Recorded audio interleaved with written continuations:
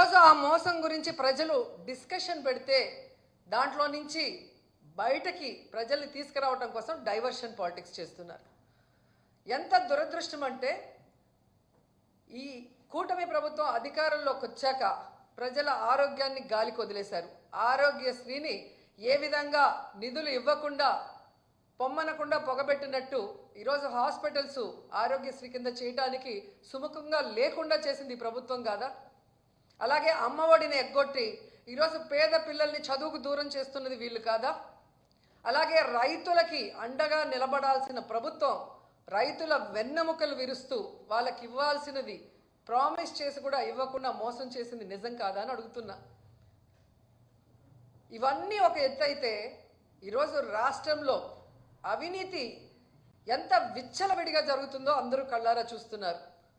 అది ఇసుక కానీ, అది మైనింగ్ కానీ, ల్యాండ్స్ కానీ, ఏది చూసినా లిక్కర్ కానీ విచ్చలవిడిగా వాళ్ళు దోపిడీకి అవినీతికి తెరలేపి వాటి మీద ప్రజలు దృష్టి పెట్టకుండా ఈరోజు తప్పుడు సాక్ష్యాలతో బురద చల్లుతూ కొంతమందిని టార్గెట్ చేసి ఎలా అరెస్ట్ చేస్తున్నారో మనం కళ్ళారా చూస్తున్నాం. నిజంగా ఇది ఎంత సిగ్గుచేటో ఒకసారి అందరూ కూడా ఆలోచించాలి. ఈరోజు ఇంటెలిజెన్స్ చీఫ్గా పనిచేసిన పిఎస్ఆర్ ఆంజనేయులు గారిని అరెస్ట్ చేసి తీసుకురావడం చూస్తుంటే డైవర్షన్ డర్టీ పాలిటిక్స్కి పరాకాష్ట. అంటే ఈ కూటమి ప్రభుత్వం ఎంత దిగజారిపోయిందో ఇక్కడ స్పష్టంగా అర్థమవుతుంది. పోలీసులు గుర్తుపెట్టుకోవాలి, ఈరోజు లోకేష్ చంద్రబాబు నాయుడు మాటలు విని రెడ్ బుక్ రాజ్యాంగాన్ని అమలు చేస్తున్న పోలీస్ ఆఫీసర్సు ఇది మీరు అర్థం చేసుకోవాలి. తప్పు చేయని ఆంజనేయులు గారిని ఈ విధంగా అరెస్ట్ చేసి ఆయన్ని హ్యూమిలేట్ చేస్తూ అవమానపరుస్తుంటే తప్పు చేసిన మిమ్మల్ని చట్టం ముందు నిలబెట్టి మీకు బుద్ధి చెప్పే రోజు దగ్గరలో ఉంది. కాబట్టి అలాంటి తప్పులు చేయకుండా మీ పని మీరు కరెక్ట్గా చేయమని కూడా ఈ సందర్భంగా తెలియజేసుకుంటున్నాను.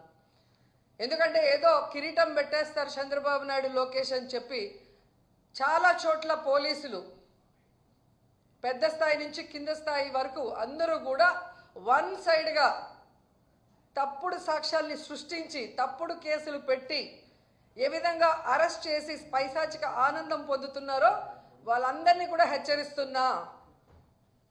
భవిష్యత్తులో మళ్ళీ కూటమి ప్రభుత్వం వచ్చే అవకాశం లేదు. ప్రజలు ఇప్పటికే మేల్కొన్నారు. ఈ కూటమి ప్రభుత్వం వల్ల వాళ్ళు సర్వనాశనమైన విషయాన్ని వాళ్ళు గుర్తించారు. జగన్మోహన్ రెడ్డి గారి ప్రభుత్వంలో పేదలు ప్రశాంతంగా బ్రతికిన విధానం గుర్తుపెట్టుకొని మళ్ళీ జగనన్న కోసం ఎదురు చూస్తున్నారు. జగనన్న ముఖ్యమంత్రి అయిన వెంటనే తప్పు చేసిన వాడు ఎవరైనా వదిలిపెట్టేది లేదు. న్యాయస్థానం ముందు నిలబెట్టి వాళ్ళందరినీ కూడా జైలుకు పంపిస్తామని కూడా హెచ్చరిస్తున్నాం. అండ్ ఈరోజు మీరు చూస్తే ఎంత విచిత్రంగా తయారైందంటే చంద్రబాబు నాయుడు నైజం. ఆయన తప్పు చేస్తాడు, సాక్ష్యాధారాలతో సంతకం పెట్టి దొరికిపోతాడు. డొల్ల కంపెనీల్లో కంపెనీ అనేదే ఉండదు, కొత్తగా ఒకటి సృష్టించి దాంట్లో డబ్బులు ట్రాన్స్ఫర్ చేసి దాన్ని ఎలా వాళ్ళ అకౌంట్లోకి తెచ్చారో అన్నీ కూడా క్లియర్ కట్గా దొరికిపోయాయి.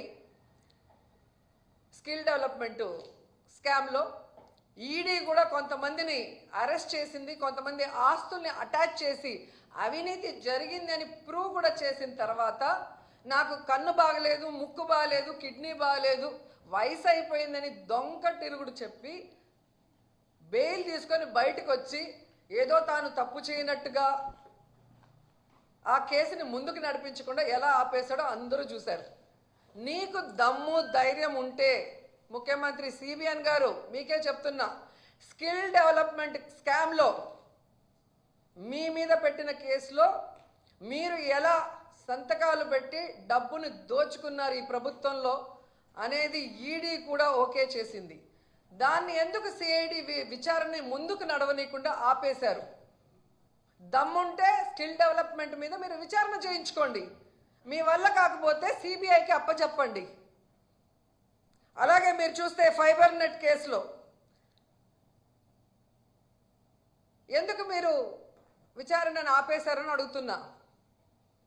ఈరోజు ఏదో ఆంజనేయులు గారి మీద ఒక కేసో లేదా మిథున్ రెడ్డి గారి మీద ఒక దొంగ సాక్ష్యాలతో ఒక కేసో పెట్టి భయభ్రాంతులకి గురి చేయాలంటే ఎవరు భయపడే ప్రసక్తి లేదు. ఎందుకంటే మేము తప్పు చేయలేదు కాబట్టి ఎవరికి భయపడాల్సిన అవసరం లేదు.